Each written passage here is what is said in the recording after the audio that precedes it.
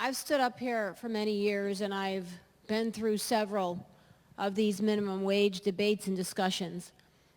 And there have been times when people on my side of the aisle have voted for them. So the notion that this is a bipartisan issue, I think, is an unfair representation. But unfortunately, Connecticut is technically in a contracted downward spiral. That is not my opinion.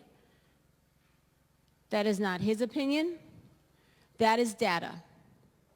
That is pure, unadulterated data. So to say that Connecticut is not in a serious situation is just being blind to the reality. We can sit here and debate all day, and we can each have our opinions, and we can lean in one direction or the other, but the numbers speak for themselves. The decline in population, the exodus of business, those are numbers. Those are not my opinion or my spin. And so this time we're discussing minimum wage. We believe that the state of Connecticut is in a different place. And unfortunately, I listen to this debate and I hear what we want reality to be versus what reality actually is. Again, not opinion, but the hard, cold data. There is not one person I know that does not want people to make more money. But I have to say, it is a little naive to just think of things in a vacuum. I don't know how many more businesses we can go into where we see automated things going on. I just heard yesterday that there are restaurants in this state that are ready to order iPads and get rid of their servers.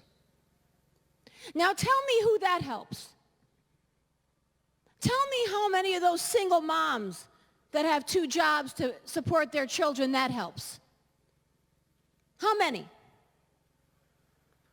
I don't understand how we sit there and every day we see businesses closing. We see Sears close.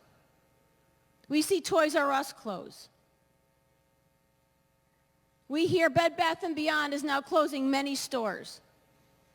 And let's be honest, most of us in here, like everybody else out there, will sit online and order something before we take the very limited time we have in our day to get in our car and go to a parking lot and schlep around a mall because it's easier.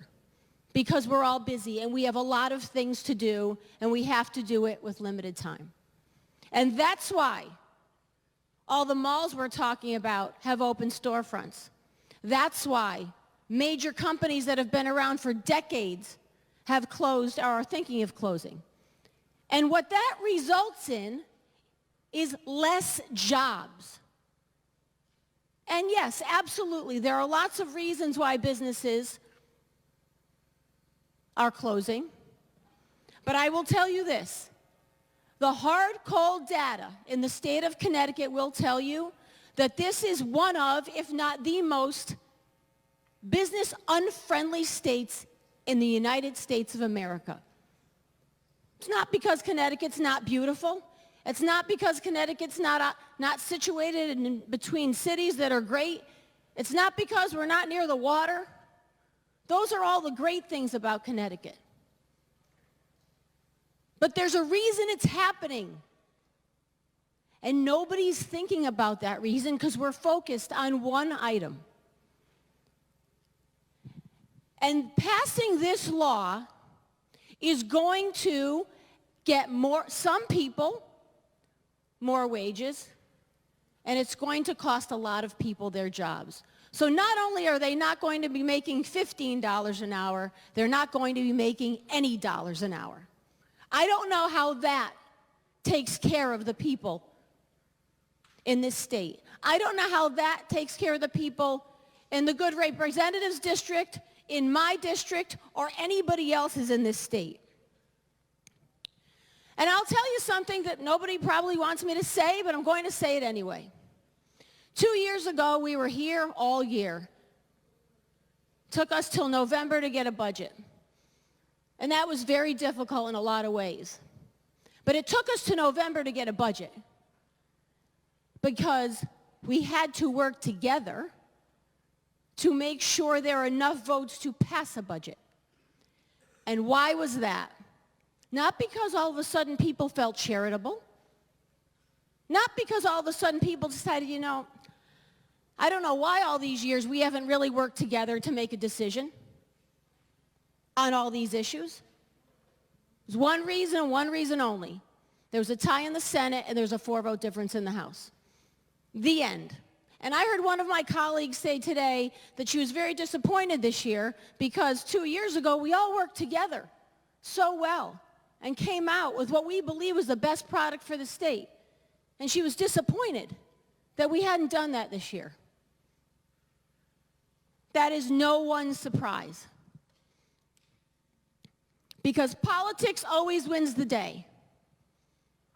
Always wins the day to the detriment of the good people in this state.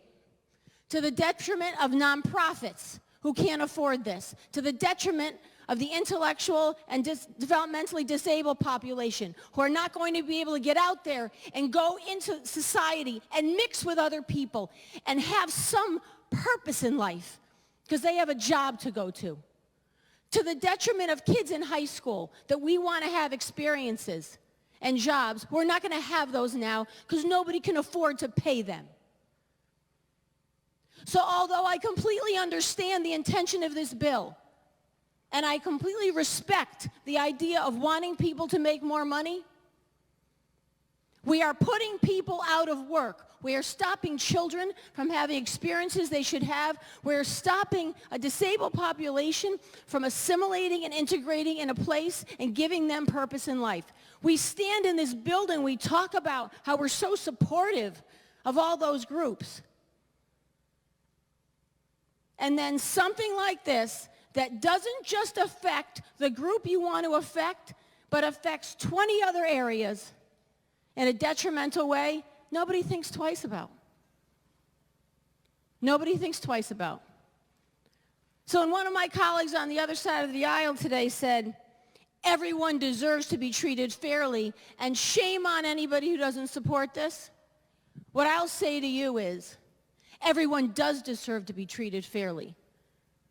And to put your head down and plow through something to reach one goal when you don't seem to care how you've affected everybody else in this state is shameful. Thank you, Mr. Speaker.